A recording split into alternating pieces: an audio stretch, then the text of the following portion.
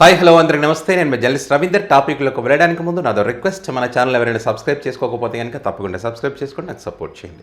So topic ఏంటంటే, మొన్న పార్లమెంటులో బిల్లు వీగిపోయిన సంగతి అందరికి తెలుసు. దాని గల కారణాలకు సంబంధించి అనేక మంది అనేక రకాలుగా విశ్లేషణలు చేస్తూ ఉన్నారు.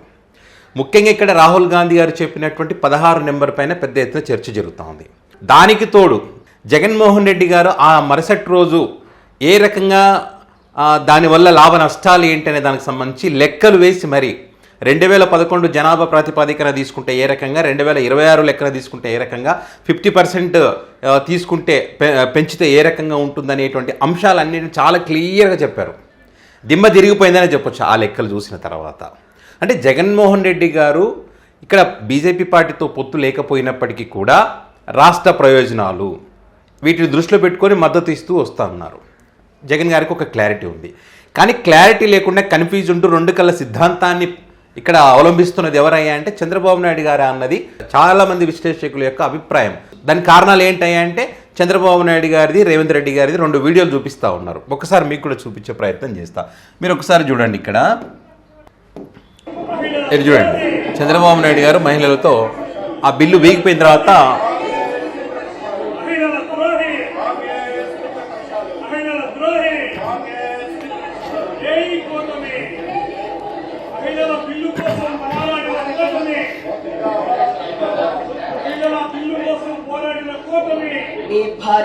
మీ భార్యలు కారు అని చెప్తే గుడ్డిగా నమ్మేసి కట్టుకున్న దాన్ని చెల్లిగా భావించి పెళ్లి సంబంధాలు చూడడానికి కూడా వెరవని వెన్నెముకలేని బ్యాచ్. ఇది మహిళల ద్రోహి, మహిళా బిల్లు కోసం పోరాటం చేసినటువంటి ఎన్డీఏ. ఇది వాళ్ళు మంచిదే, వీగిపోయింది కాబట్టి ప్రతిపక్షాలు మోసం చేశాను ఇంకోటి రావచ్చు, మాట్లాడచ్చు, మంచిదే కాదనం. కానీ ఇక్కడ విచిత్రం ఏంటంటే, తెలంగాణ ముఖ్యమంత్రి రేవంత్ రెడ్డి గారు మేము ఈ బిల్లును వ్యతిరేకిస్తున్నామని దాని గల కారణాలు వాళ్ళ పార్టీ సిద్ధాంతం, వాళ్ళ లెక్కలు వాళ్ళు చెప్పుకున్నారు. అలాంటి వ్యక్తి ఆ నిర్ణయం తీసుకున్నప్పుడు మీరు మహిళల పట్ల ఉదారత భావం కలిగినటువంటి వ్యక్తులు, మీరు మహిళల కోసం పోరాటం చేసేటువంటి వ్యక్తులు కదా, మరి మీ పార్టీకి సంబంధించినటువంటి ఎమ్మెల్యేలు అక్కడికి ఎందుకు వెళ్ళారు, ఆయన ఎందుకు కలిశారు? దీనికి ఆన్సర్ చెప్పాలా కదా. దీనికి ఆన్సర్ చెప్పకుండా మహిళల ద్రోహి కాంగ్రెస్ పార్టీ ముఖ్యమంత్రి అక్కడ కాంగ్రెస్ పార్టీ తరఫు నుంచి ఎట్లా పంపారు? ప్రశ్నిస్తారు కదా ప్రజలు, ప్రశ్నిస్తున్నారు. దానికి మనం ఏం ఆన్సర్ ఇస్తున్నాం? ఆన్సర్ ఇవ్వడం లేదు. జగన్మోహన్ రెడ్డి గొడ్డెలి ఆ పార్టీ ఈ పార్టీ అని చెప్పి మళ్ళీ అక్క అమ్మ చెల్లి అని చెప్పి దాని గురించి దీని గురించి చెప్పండి అంటే దాని గురించి మాట్లాడుతూ ఉన్నాం. వేరు రాష్ట్రాల వాళ్ళు ప్రశ్నిస్తే కూడా జగన్మోహన్ రెడ్డినే టార్గెట్ చేస్తారు. ఇదే విచిత్రం, నాకు అర్థం కాలే. ఇదొకటి. ఓకే, ఇక్కడ రాహుల్ గాంధీ గారి స్పీచ్. రాహుల్ గాంధీ గారు చెప్పినటువంటి 16 నెంబర్ ఫజిల్ ఏంటి, ఎవరైనా తెలిస్తే చెప్పండి అని చెప్పి 16 గురించి ఎందుకు ప్రస్తావించారు అంటే, ఇక్కడ చుక్కలన్నీ కలపండి. ఆ మహిళలందరూ, టీడీపీ పార్టీకి చెందినటువంటి మహిళలందరూ సీఎం రేవంత్ రెడ్డి గారు అంటే మహిళా బిల్లును వ్యతిరేకించేటువంటి రేవంత్ రెడ్డి గారిని కలవడం, ఇక్కడ ఆ పార్టీకి చెందినటువంటి రాహుల్ గాంధీ గారు పార్లమెంట్లో 16 నెంబర్ గురించి మాట్లాడడం, ఆ బిల్లు వీగిపోవడం. ఒకసారి ఏమన్నారో చూడండి. How crazy. That's the number. 16. This 16 number.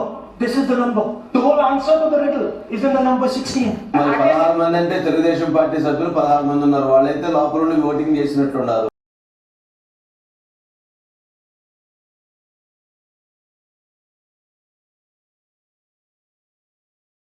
ఎందుకంటే హాట్ లైన్ చంద్రబాబు నాయుడు, రాహుల్ గాంధీ, రేవంత్ రెడ్డి గారు హాజరయ్యి నెగటివ్ గా వేశారు.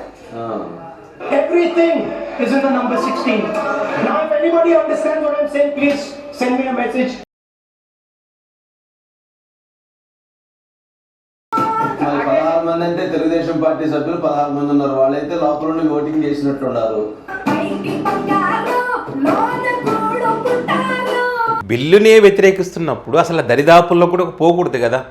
మీ పార్టీ ఎమ్మెల్యేలు పోతారు, మీ పార్టీ మంత్రులు పోతారు, మీ ఎంపీలు పోతారు, కలుస్తారు, విందుకు కూర్చుంటారు, మాట్లాడతారు. ఎట్లా కలుస్తారు? వాళ్ళు మహిళలకు ద్రోహం చేస్తారు కదా, వాళ్ళు ద్రోహులు కదా, కానీ కలుస్తారు. ఇదేంటని ప్రశ్నించినటువంటి వారిని మాత్రం మీరే మహిళా ద్రోహులు అని చెప్పి మాట్లాడతారు. మీరు ఏదైతే ఇట్లా ప్లక్కార్డులు పట్టుకొని, ఇంకో చిత్రం ప్లక్కార్డుల సంగతి గురించి కూడా చర్చ ఉంది. ఏమిటయ్యా అంటే ఇది 7:35కేమో ప్రారంభమైందంట, 7:45కు వాయిదా పడిందంట, 8 గంటల లెక్క ప్రింటెడ్ ప్లక్కార్డులు పట్టుకున్నారంట. ఎవరు? ఎన్డీఏ కూటమికి సంబంధించి. 8 గంటల లెక్క ప్రింటెడ్ ప్లక్కార్డులు పట్టుకున్నారంట. 8 గంటల లెక్క ప్రింటెడ్ ప్లక్కార్డులు పట్టుకున్నారంట. 8 గంటల లెక్క ప్రింటెడ్ ప్లక్కార్డులు పట్టుకున్నారంట. ఎవరు? ఎన్డీఏ వాళ్ళు, ఎన్డీఏ కూటమికి సంబంధించి. ఇది ఎట్లా సాధ్యం అని చెప్పి కూడా మరి ఆశ్చర్యపోతున్నారు. అస్సలు అర్థం కావట్లేదు ఇదని చెప్పి. అంటే వీళ్ళకు వీగిపోతుందని ముందే తెలుసా? సో ముందే తెలుసు కాబట్టి ఇవన్నీ రెడీ చేసుకున్నారా? అంటే దీని అర్థం ఏంటి? బిల్లు పాస్ కావాలనే ఆలోచన వీరికి కూడా లేదనేది ఇక్కడ సుస్పష్టం. అప్పుడెప్పుడో బిల్లు తీసుకొస్తే దాన్ని అమలు చేయడానికి దానికి డీలిమిటేషన్ అని చెప్పి ఇంకోటి అని చెప్పి అవన్నీ లింకులు పెట్టడం ఎందుకు? డైరెక్ట్గా పారదర్శకంగా మీరు చేయాల్సింది చేయొచ్చు కదా. మళ్ళీ చంద్రబాబు నాయుడు గారి డైలాగ్ చూడ ఎట్లా ఉంటుందో.